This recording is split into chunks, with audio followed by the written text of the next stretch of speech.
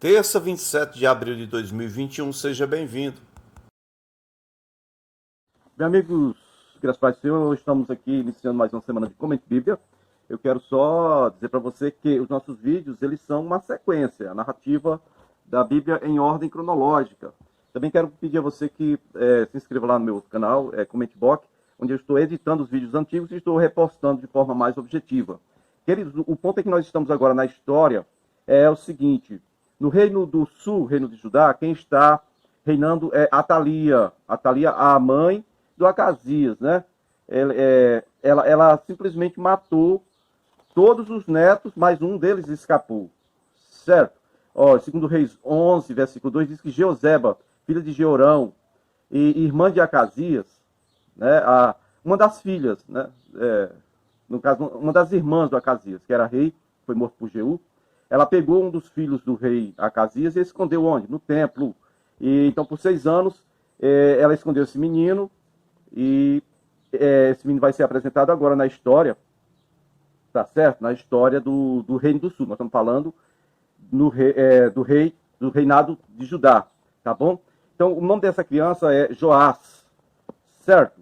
Na maior parte do reinado dele, ele foi muito bom, porque ele se escondeu no templo e ficou lá, e era, vamos dizer assim, o tutor dele passou a ser o sumo sacerdote Joiada, tá bom? Vamos lá então na leitura bíblica no segundo livro dos Reis, capítulo 11, versículo 4, tá bom? Onde diz assim, ó: no 7º ano, o sacerdote Joiada mandou chamar a sua presença, chamou lá no templo do Senhor, né, os líderes dos batalhões, ou seja, a força militar que tinha, e também colocou guardas, né, entre os levitas, a primeira polícia que vinha agora promover a segurança do templo, e fez um juramento, fez uma espécie de uma aliança entre o povo da guarda e o filho de Acasias, no caso, o Joás. Esse menino estava com 7 anos, estava escondido. Primeiro ele chamou a liderança, conversou, fizeram uma aliança, fizeram um juramento diante do Senhor. Depois ele apresenta o filho do rei, e tomando como base a promessa feita a Davi, que ele ia ter sempre um descendente que reinasse no trono de Judá, né? Ele disse, então, olha, está aqui o filho do rei, é esse aqui, e nós vamos programar para próximo sábado agora, o Shabat, né? Nós vamos programar para coroar ele ali. E aí eles combinaram tudo direitinho, então aí você pode ler em 2 Reis capítulo 11, do versículo 4 ao 12, você vai encontrar aí a forma como ele fez. Ele combinou de colocar 2 companhias completas que não estavam de serviço no sábado, o pessoal que estava de folga, ao redor do rei, para que ninguém tivesse acesso a ele. Outras 3 companhias bem posicionadas em lugares estratégicos, as companhias que estavam de serviço. Depois eles proclamaram o rei. Ele veio e entregou um exemplar da lei do Senhor, da Torá, entregou na mão do rei e coroou o rei e gritou: viva o rei, vida longa ao rei, como diz, né? Ele trouxe, versículo 12, diz que ele trouxe para fora o Joás, o Joiada fez isso, né? Trouxe o menino para fora e colocou então nele a coroa e entregou uma cópia da aliança. Então proclamaram o rei ali mesmo, bem pertinho do local do sacrifício, do altar do sacrifício, na entrada do templo do Senhor. Porque tinha a área do templo muito ampla, mas o templo mesmo, o local do sacrifício dos animais era bem na entrada. E o templo ficava tipo de frente para o nascente, de frente para o leste, sempre, por ordem do Senhor. Outro texto que você pode comparar com este está em 2º livro das Crônicas, né? 2º livro das Crônicas, capítulo 23, do versículo 1 ao versículo 11. Tá bom? É a mesma narrativa, porém, aqui tem algumas coisas interessantes que não foram ditas na primeira narrativa. Por exemplo, no versículo 3, parte B, diz que o Joiada, o sacerdote, diz para eles: olha, reinará então o filho do rei, Davi, no caso, conforme o Senhor prometeu acerca dos descendentes dele. Né? Segundo Crônicas 23, verso 3, parte B.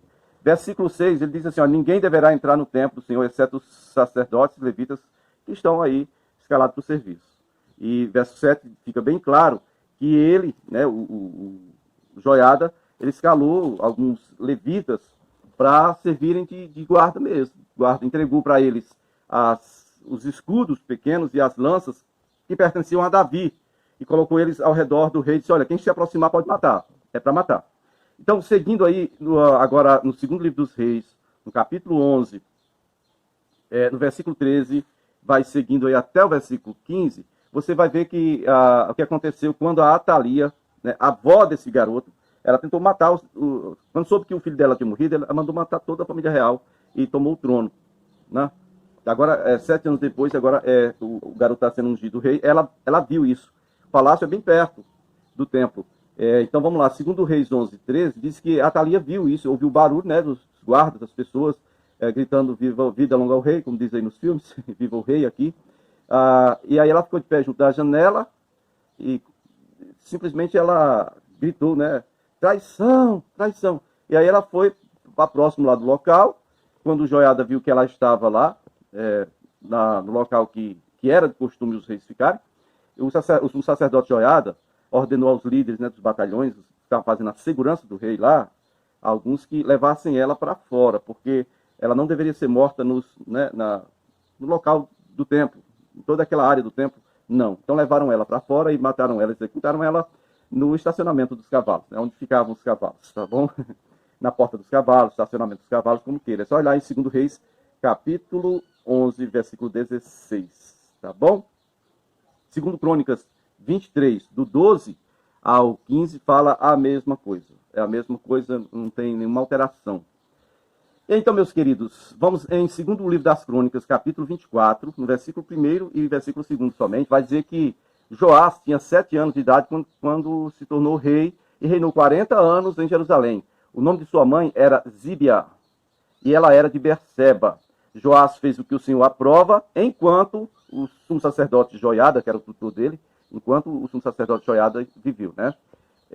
Segundo livro dos Reis, capítulo 11, no versículo 1º, perdão, segundo livro dos Reis, capítulo 12, versículo 1º, vai falar dessa mesma história, essa mesma narrativa, porém, versículo 3 é um pouco diferente, diz assim, contudo, os altares idólatras não foram derrubados, o povo continuava a oferecer sacrifício e continuava a queimar incenso neles. Ó, que coisa mais triste. Agora vamos a fazer uma pausa aqui para a gente ver o que está acontecendo lá no Reino do Norte. Estamos falando aqui do Reino do Sul, tá bom? Atalia sofreu um acidente também, né? Vamos dizer assim, estacionamento dos cavalos. E o neto dela, o filho do Acasias, né? Agora está sendo o rei de Israel, tendo como seu tutor o sumo sacerdote Joiada.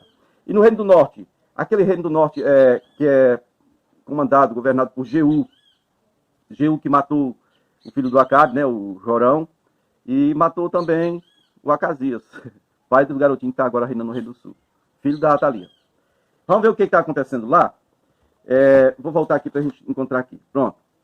Está certo. Nós paramos a narrativa do Reino do Sul em 2 Reis, capítulo 10, no versículo 30. 2 Reis 10, 30, o Senhor está dizendo assim, olha, como você executou direitinho a ordem que eu lhe dei, você eliminou a família de Acabe, você limpou Israel desses idólatras, os seus descendentes ocuparão o trono de Israel até a 4ª geração. Isso foi uma promessa de Deus feita para o Jeú. Tá bom? Lembrando mais uma vez que na Síria, Hazael matou Ben-Hadad e tomou o trono. Hazael está reinando na Síria, Jeú em Israel. Atalia estava em Judá, agora já perdeu para o neto dela, porque ela não conseguiu matá-lo, então agora ele está no trono no lugar dela. Bom, queridos, então o que acontece aqui? Depois de Jeú ter recebido de Deus uma promessa dessa, de que os filhos dele iriam ser reis em Israel até a 4ª geração, você vai ver agora 2 Reis capítulo 10, no versículo 29, que, olha só o que diz. Então, no entanto, Jeú não se apartou dos pecados de Jeroboão, filho de Nabate, pois levou todo Israel a pecar. Você ainda lembra que pecado que é esse de Jeroboão, filho de Nabate? O pecado de Jeroboão era os bezerros de ouro, querido. Um lá em Dan, lá em cima, outro em Betel, né? Vamos dizer assim, as fronteiras de Israel, fronteira norte e fronteira sul, tá bom? Pro leste, do lado direito, aí tem o Jordão. Pro oeste, tem faixa de Gaza, mais lá sul, mas pro oeste é o mar Mediterrâneo, tá bom? E aí o que acontece é que em Israel tinha 2 tipos de idolatria. Uma era o bezerro de ouro, na extremidade norte e sul, nas extremidades norte e sul, e o culto mais forte até do que o bezerro de ouro, que era promovido pela família de Acabe, era o culto a Baal. vários, os Baalins, né? De vários nomes em vários lugares. Vamos então dar continuidade aqui. Eu quero que você veja aí. Pronto. Então Jeú, rei do norte, ele está novamente pecando contra Deus, mesmo depois da promessa do Senhor.